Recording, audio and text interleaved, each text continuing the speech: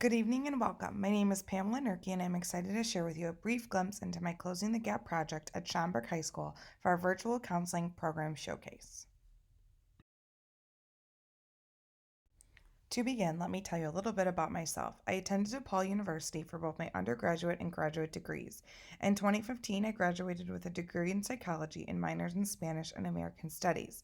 I decided to go back to school to get my master's in school in clinical mental health counseling and will graduate in June in 2020, just like the rest of you. I am currently a school counseling intern at Schaumburg High School, which means my job is to help students of all ages with academic, social and emotional, and college and career needs. I was fortunate enough to do my internship at Schaumburg High School, which is a northwest suburban high school in District 211 near Woodfield Mall. My supervisor, Dr. Paul Duffy, provided me with an outstanding internship experience. From day one, he exposed me to every student and issue that walked through his office. I am forever indebted to him and all that I learned from my internship experience. In addition, our caseload included the English language learner and life and learning strategy student populations. It was such an awesome experience working with diverse students and connecting them to unique resources both inside and outside of the school building. I also coached JV cheerleading and helped assist student council, which were incredible additions to my experience to connect with students both inside and outside of my office. As you can tell from these pictures, I had a fantastic time. My original Closing the Gap project was just beginning as school closed. It was going to be a group for freshman students who needed academic help or were beginning to fall off track. It was going to be 6 weeks long, and when school closed on March 13th, we were 2 sessions in. It really was off to a great start. Our target population were freshman boys or girls who counselors or teachers noticed were beginning to struggle academically or fall off track.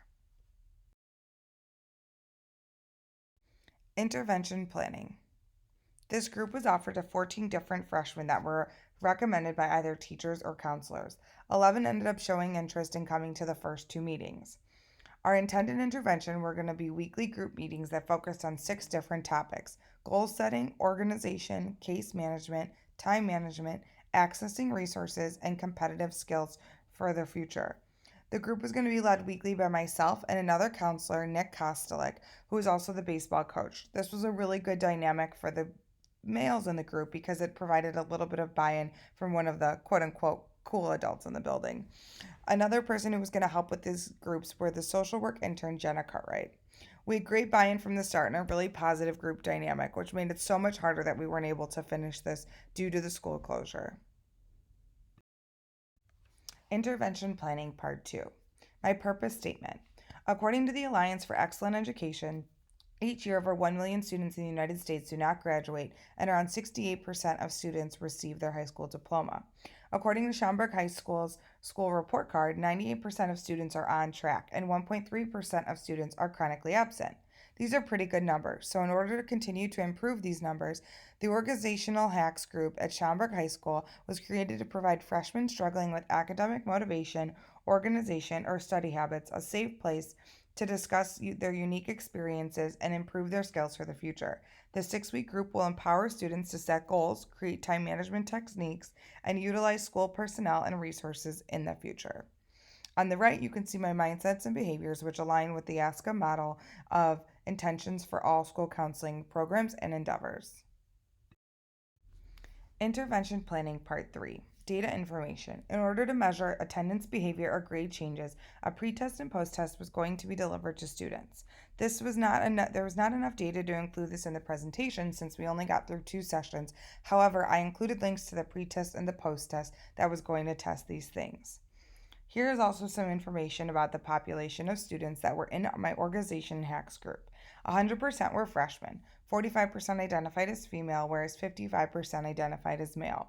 64% of the students in my group were minority students.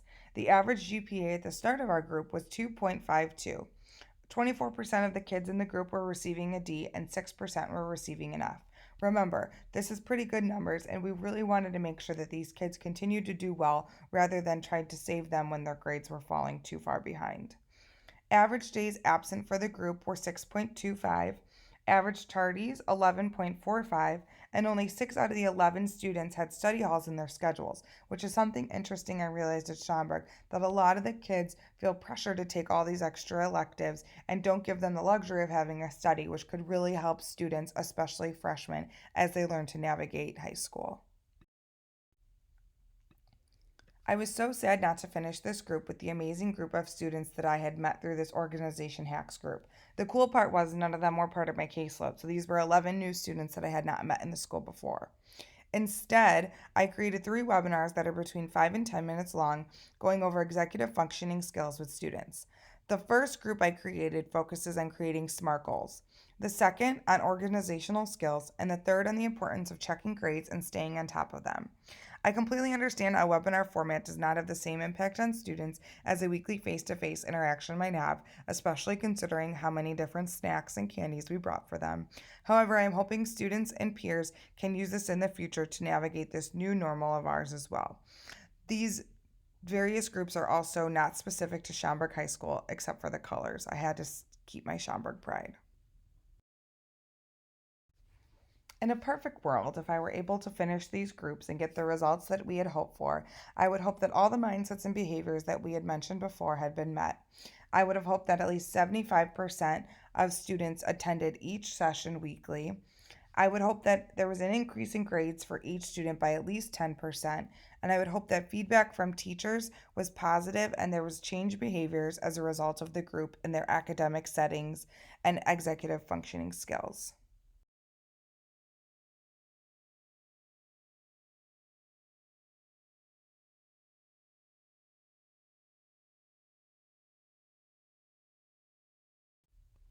I just wanted to take a second to say thank you for listening. My internship was one of the best experiences of my life so far, and I'm so grateful you took the time to listen to me share some of my love for the Schaumburg Saxons, as well as the importance of academic functioning and needs for students in the future. Have a great summer.